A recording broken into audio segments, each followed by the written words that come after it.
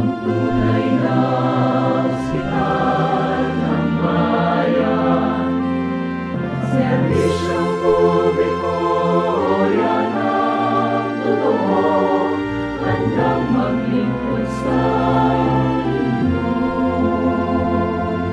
Makabagong kagamitan, makabagong alamat, yan ay alay sa sambayanan.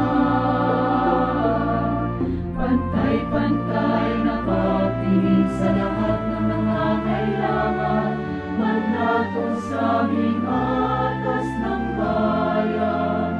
Kaya't halina kayo sa JR, ang tunay na ospital ng bayan. Serbisyong publiko, yan ang totoo, handang maglingkod sa inyo. Mula pari hanggang ulo,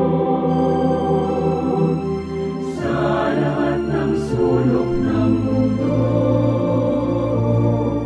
mga kababayan ay umaasa sa JR, ang tunay na ospital ng bayan.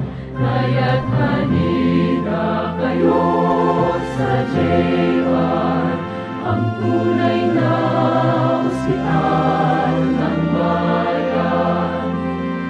Serbisyong publiko, yan ang totoo, handang maglingkod sa inyo. Kaya't halina kayo sa JR, ang tunay na ospital ng bayan. Serbisyong publiko, yan ang totoo, handang maglingkod sa inyo. Serbisyong publiko,